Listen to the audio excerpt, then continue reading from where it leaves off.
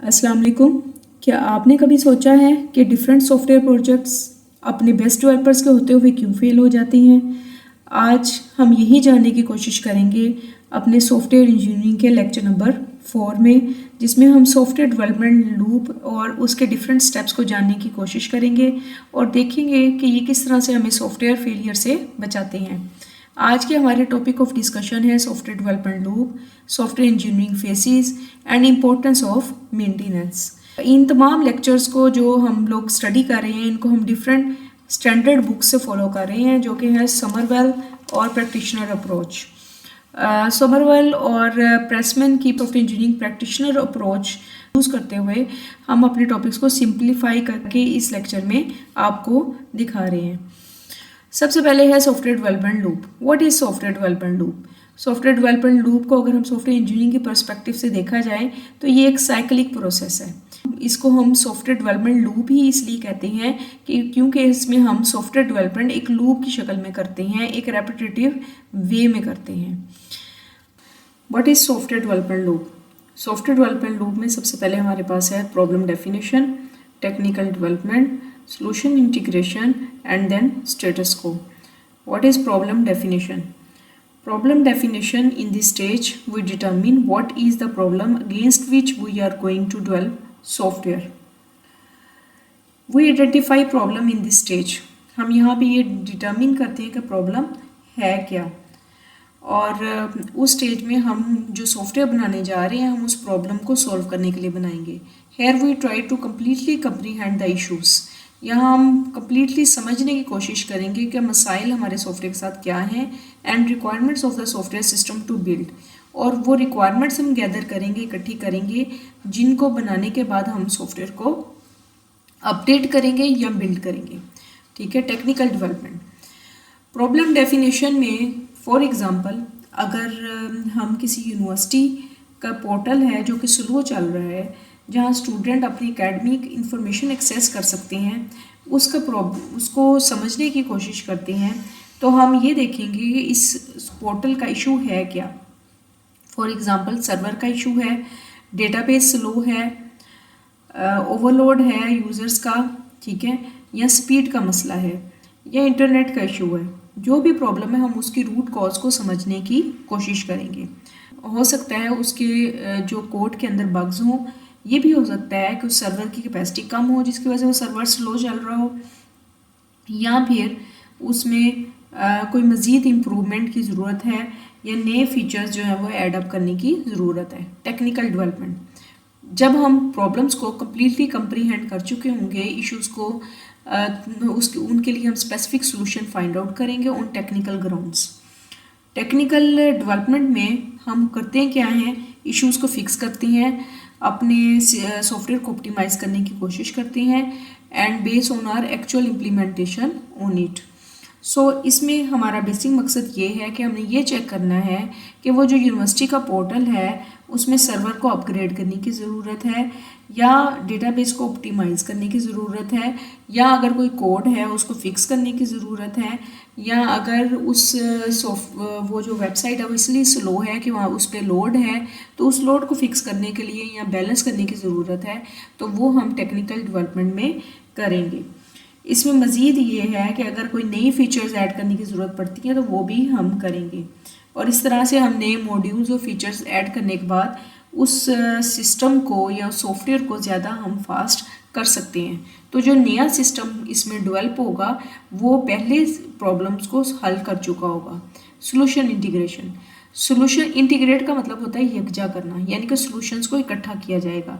यहाँ पे हम अगर कोई पहले से बना हुआ डेवलप्ड सिस्टम ऑलरेडी मौजूद है, हम उसके साथ जो नया बना हुआ अपना सिस्टम है उसको इंटीग्रेट करेंगे, यानी कि यकजा करेंगे।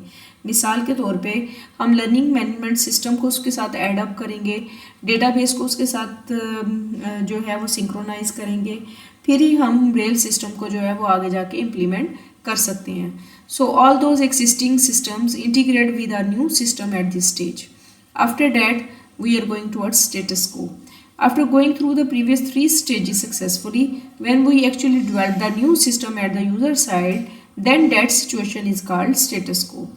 What is status quo? Status quo में basically हमें कम्प्लीटली इस बात को हम कम्प्रीहेंड कर चुके होते हैं कि जब कोई सिस्टम हम उसका सोल्यूशन हम इंटीग्रेट कर चुके हैं तो हम उसको क्लाइंट साइड पे इम्प्लीमेंट करेंगे, ठीक है। और वहाँ पे हम उसकी जो भी प्रोग्रेस होगी उसको मॉनिटर करेंगे।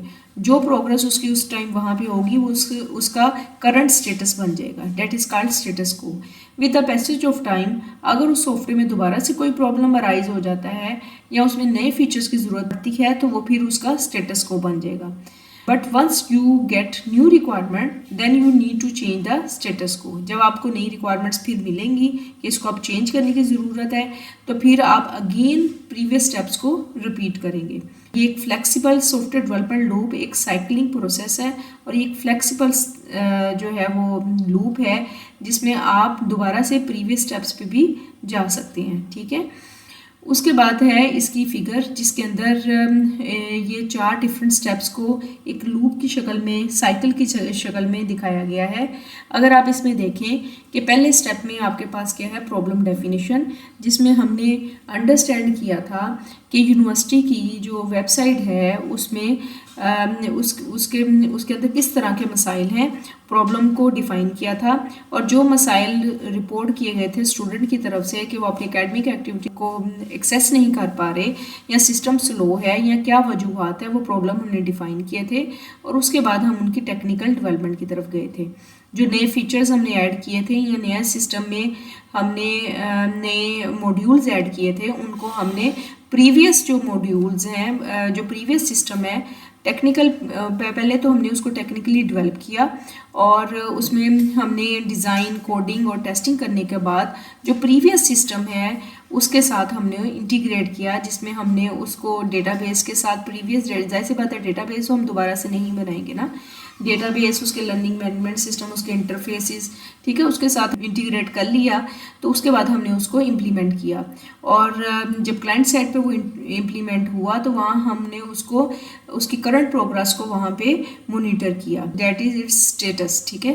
तो वो स्टेटस को बन गया। लेकिन with the passage of time अगर उसमें फिर से प्रॉब्लम अराइज होती हैं या उसमें नया जो है वो नई चेंजेस रिक्वायर्ड हैं तो, या नए फीचर्स रिक्वायर्ड हैं या कोई और तरह के इश्यूज़ हैं तो वो फिर उसका करंट स्टेटस बन जाएगा। देन अगेन ये पूरा साइकिल जो है वो रिपीट होगा, ठीक है, और ये चलता रहेगा। इसके बाद हमारे पास जो है वो ये सिलसिला इस तरह से चलता रहेगा कि after getting new requirements we will perform all the step in the software development loop again. So the problem developed through this process has the property that this could be evolved and integrated easily with the existing system. For example, WhatsApp कि WhatsApp जो है वो भी evolution और continuously development के मराहल से गुजरता है। इसके अंदर भी नए फीचर्स ऐड होते रहते हैं। इसी तरह यूनिवर्सिटी का पोर्टल की मिसाल मैंने आपको दी। मज़ीद रिज़ल्ट वेबसाइट की एक मिसाल है कि होता क्या है कि समटाइम जब यूनिवर्सिटी का रिज़ल्ट आता है या कोई बोर्ड का रिज़ल्ट होता है तो अगर उसको लाखों लोग एक्सेस करते हैं तो उस रिज़ल्ट को जब वो एक्सेस करते हैं तो पोर्टल समटाइम या तो सिस्टम क्रैश हो जाता है या फिर सिस्टम स्लो हो जाता है।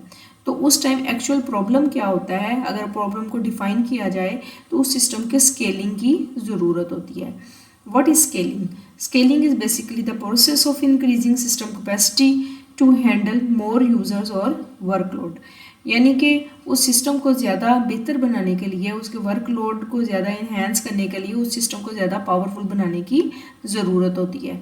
उसके लिए बैकएंड पे जो सर्वर है उनके साथ मज़ीद सर्वर्स का इजाफा किया जाए और लोड को बैलेंस किया जाए या फिर प्रीवियस सर्वर को की जो पावर है उसको इन्हेंस किया जाए ताकि वो सिस्टम क्रैश ना हो।